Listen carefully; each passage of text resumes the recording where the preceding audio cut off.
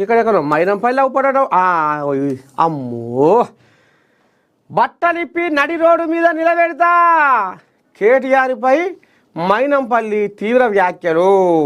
గతంలో షాడో సీఎంగా వ్యవహరించారు. బీఆర్ఎస్ వర్కింగ్ ప్రెసిడెంట్ కేటీఆర్పై మాజీ ఎమ్మెల్యే మైనంపల్లి హనుమంతరావు తీవ్ర వ్యాఖ్యలు. కేటీఆర్ జీవితంలో ముఖ్యమంత్రి కాలేడన్నారు. ఓ అమ్మా కుండబద్దలు కొట్టిండే మొనగాడు. గతంలో కేటీఆర్ షాడో సీఎంగా వ్యవహరించారని సిరిసిల్ల ప్రజలు ఆయనకు బుద్ధి చెప్పే రోజులు వస్తాయన్నారు. శనివారం గాంధీ భవన్లో మైనంపల్లి మీడియాతో మాట్లాడారు. కేటీఆర్ ఇష్టానుసారంగా మాట్లాడుతున్నారని మైనంపల్లి మండిపడ్డారు. మొత్తానికి బట్టలిప్పి నడి రోడ్డు మీద నిలబెడతా అని ఈ రకంగా కోళ్ళగా ఆంబాయ వెళ్ళబోసుకుంటుందిలా.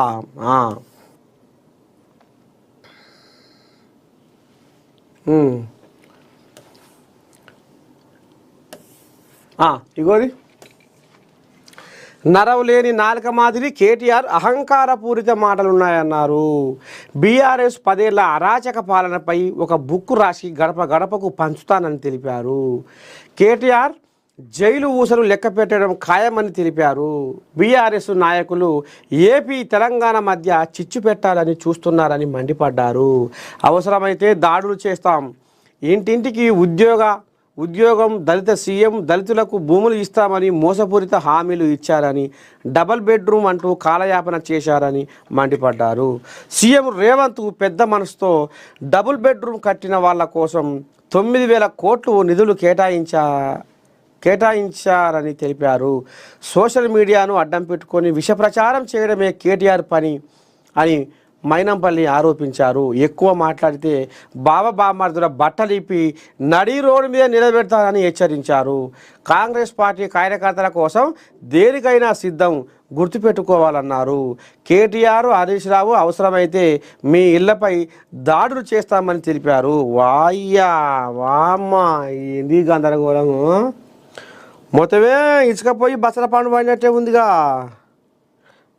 మరి ఇప్పుడు ఇక ఈయన మరి పెద్ద మనిషి ఈ రకంగా ఆంబాయ వెళ్ళబోసుకుంటుంది కాబట్టి ఇక ఒక బీఆర్ఎస్ కోయిలాగానే లైన్లో తీసుకుందాము.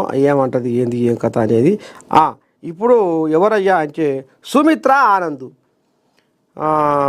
టీఎస్పీఎస్సీ మాజీ సభ్యురాలు. ఏమంటుంది ఏంది ఏం కథ ఈయన మాటల మీద. ఇక మనం ఫోన్లు చేసి చెప్పుడు ఉండదు, డైరెక్ట్ అటాకే. హలో నమస్తే శనార్థి ఓ తజే. అమ్మో ఏం లేదు తల్లి.